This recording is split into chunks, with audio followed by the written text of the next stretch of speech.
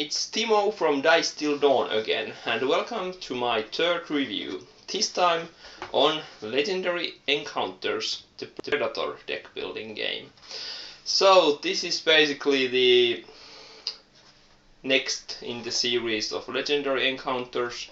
You can actually mix it with the Alien game, although I still haven't tried it because there are some wacky things there, but I think they could work okay. This is different in the sense that this is not only cooperative game. This has both two movies worth of co-op game and 2 movies worth of player versus player hunter-hunted mode. Although you can play it sort of cooperative if you want, but it's not really meant to be played co-op. Today I'm not going to go through all of the rules or stuff like that. I assume you are familiar with the game or the game system even. If you are not, then please check out my Legendary Aliens review first. There's some more information about how the game works, and it's basically the same here. With a few differences, I will try to speak to you vocally or stuff like that. Basically I will do this in 3 parts. In the first part I will go through the co-op mode. In the second part I will go through the Predator mode, I guess you could say. And in the third part I will give you my final thoughts and review on the game as a whole. So, nothing much more than I will do a quick pause and then we'll go on with the co-op mode. Okay, so welcome back, and first I will go you through the cooperative mode in which you can play through Predator 1 and 2 movies in totally co-op with 1 to 5 players. And first of all, the general changes to Alien are that your avatar or role cards are a bit different. The role cards give you 2 attack, which is very nice, but they have an ability called Call for Backup and then something. For example, Call for Backup could be that you can heal a strike from any player. Okay, so what you need to activate it is that you can activate it once for every coordination you have got that turn. So for example, in a 3-player game, if both of my friends coordinated to me, I could then play my role card and activate it twice and heal 2 strikes.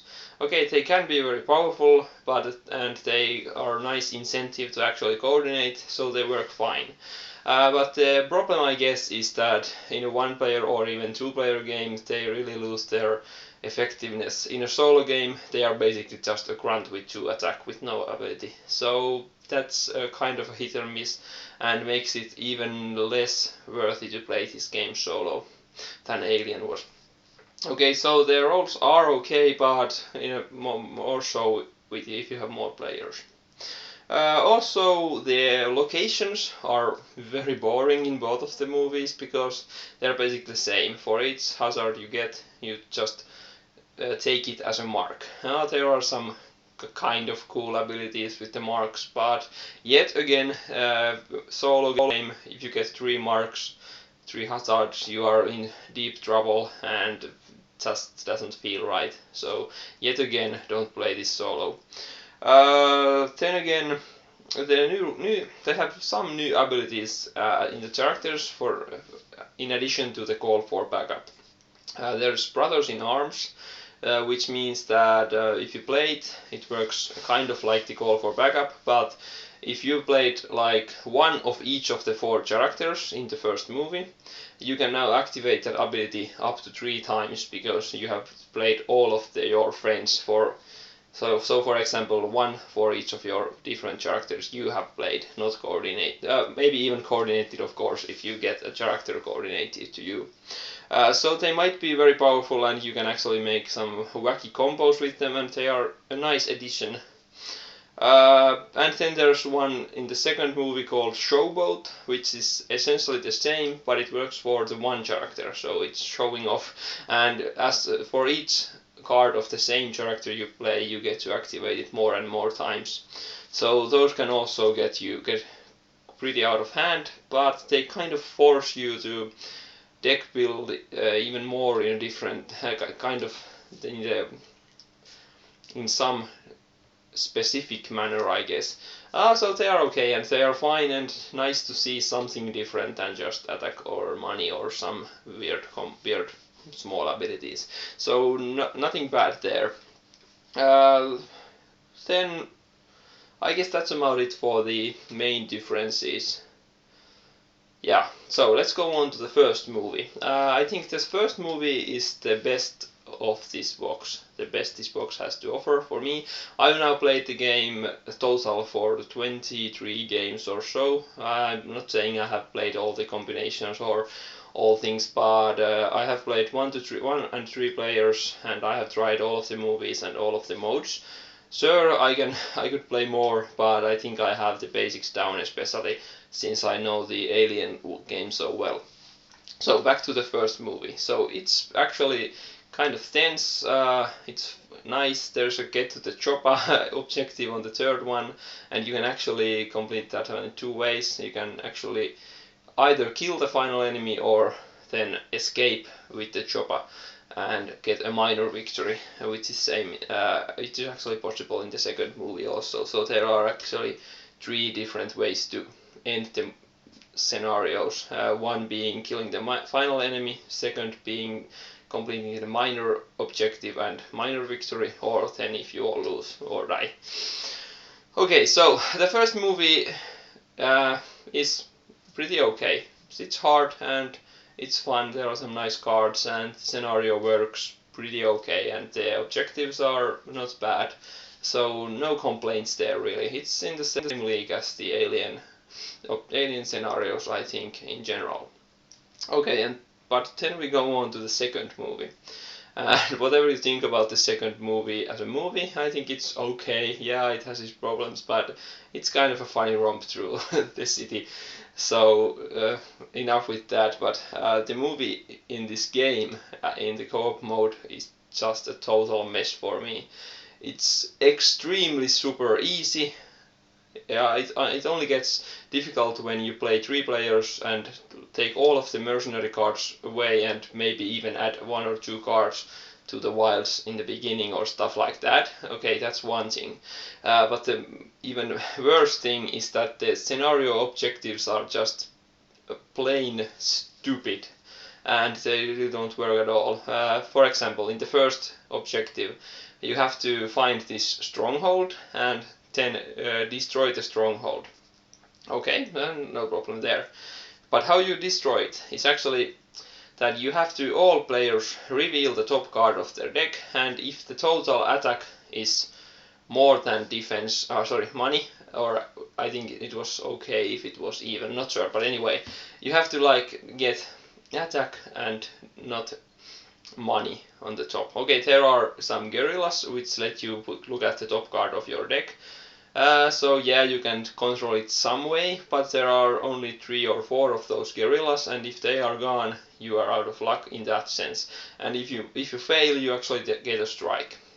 Okay, that still doesn't sound very bad, but let's suggest that all the guerrillas are dead and we still haven't completed it. The one thing that makes it very hard is that every event you actually uncover gives the stronghold essentially a hit point. So if you have found 3 events before destroying the stronghold, you now have to destroy it actually 4 times. And it's always luck based. You have some very minor control with some of the abilities, but it's very minor control. So that's very weird. And to top it off, the second objective is not better at all. You have to find these clues about the killings. Okay, yeah, that sounds fun. Yeah, okay, there are 3 of them, and if you find them, you put them into a found pile, or if you don't, you actually put them into a lost pile. Okay, no real problem there. The problem comes in combination with the first objective. If you actually can't finish the first objective quickly, or if you finish it too quickly, either one, you are in trouble, because if you do it right away and you haven't found any of the clues, the event action in the second objective is actually to draw 2 strikes, I think. So you might get 4 or 5 events worth of 2 strikes each. That's painful.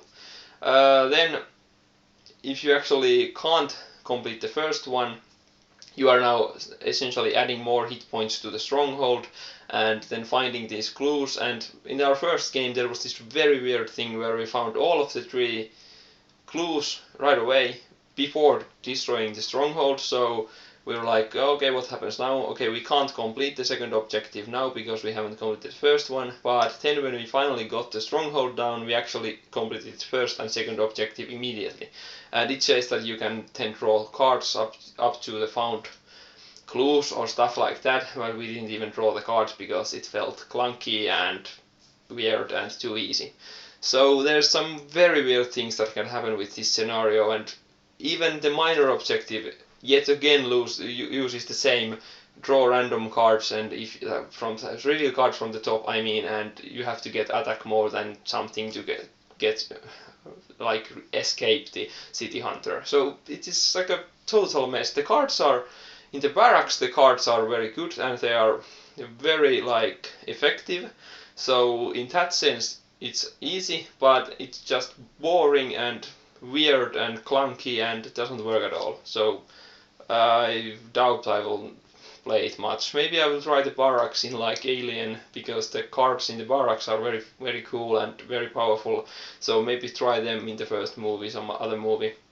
But the scenario itself is total rubbish. I think I'll never play the scenario again. Okay, so in general the co-op mode, yeah, hit or miss. I wouldn't buy this for the co-op mode. And in no way.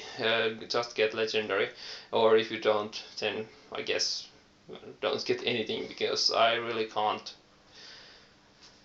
recommend to buy this game just for the co-op mode, even though the first movie is okay and fun and I will play it again. Okay, so that was the co-op mode, and soon I will go through to the Predator mode. Okay, so now we are on to the Predator mode. So it's essentially in this mode you don't use any of the cards from the co-op mode except for your starter deck, not the role or avatars, but just the starter cards, which are your attacks or experiences and your brute strengths. So all of the cards change, and there are quite a few changes here, but basically you now play as the predators against the humans in the first and second movie.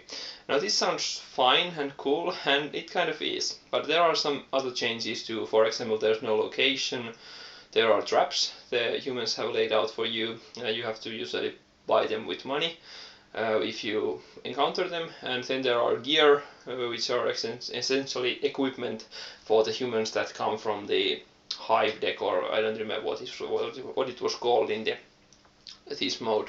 But the main difference is that now at the beginning of the prey phase, so the like humans phase now, because we are the predators, you actually reveal the card you draw each turn. So it doesn't, don't have to scan anything usually. In some cases there might be some things that come unrevealed and you would have to scan them, but usually not.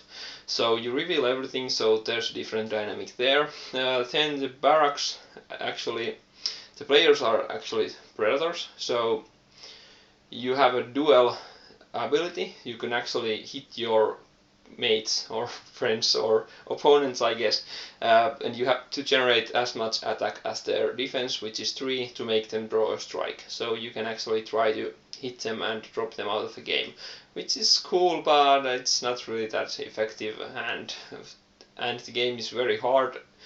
The scenarios are very hard for the predators, so there's rarely time to keep knocking your friends over unless they are very close to death and you just have to finish them off, because then you get their avatar card, which is points for you.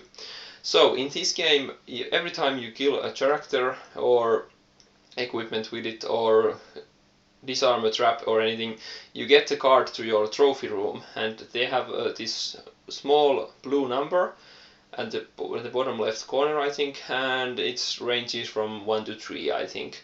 So this is the honor value of the card, and you have to, the winner of the game is the player that has the most honor.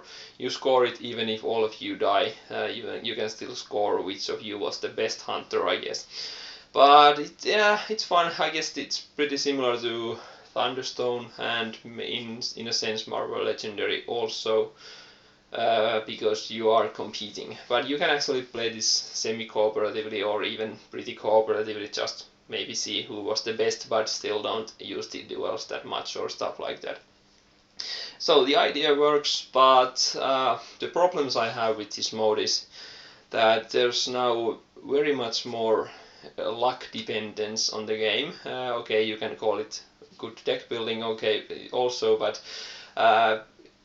very much tougher to get good hands in this because no one is going to coordinate you. There are no coordinate cards. So if you now get the 3 and 3 hand, you can actually just can't do anything.